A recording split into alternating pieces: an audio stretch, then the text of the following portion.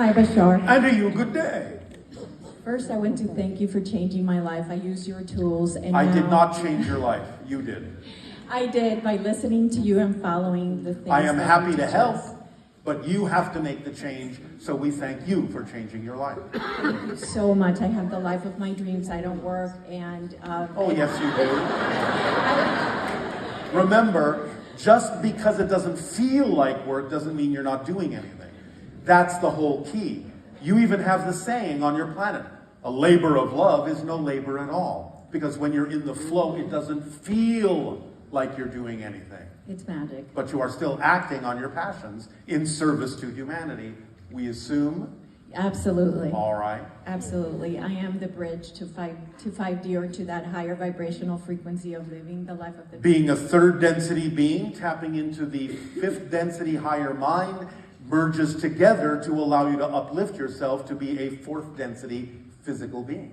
Absolutely. Thank you. Really, thank you. So my question is, real quickly, did the world face a catastrophic event in the 1980s that erased history that caused the Mandela Effect?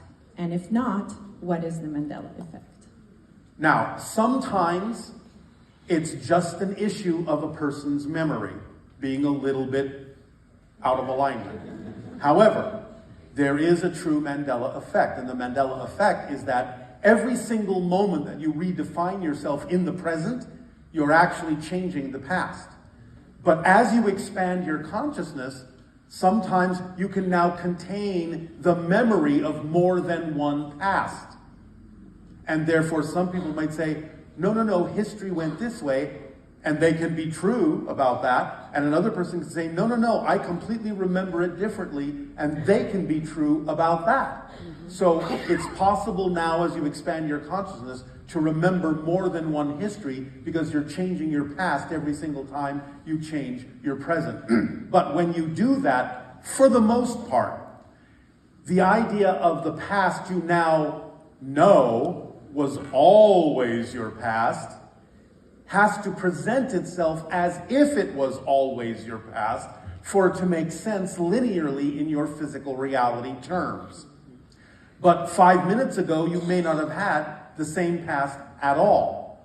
But whatever the new past is will make itself seem like that's always been the way the past was, in order for you to live a life that makes sense in the present. But you're changing your past every moment that you change the present. Okay, thank you, Bashar. Does that explain it for you?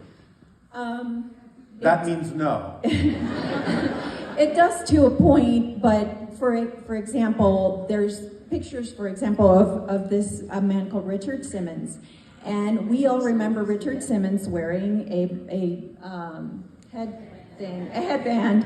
And now if you look on the internet, that doesn't exist. The only way you can find him with a headband are if you look for costumes of him. And then the costumes have the headband. As I said, some remnants of other pasts can remain for some people. I'm talking physically. I'm not just talking ideas. I mean literally, you can find, shall we say, fossils of the old history interpenetrating your modern history, because you're expanding your consciousness, and sometimes you're capable of seeing more than one history because they're all true. Okay. Does that help you? Yeah, absolutely. All absolutely. right. Thank you so much. You are welcome.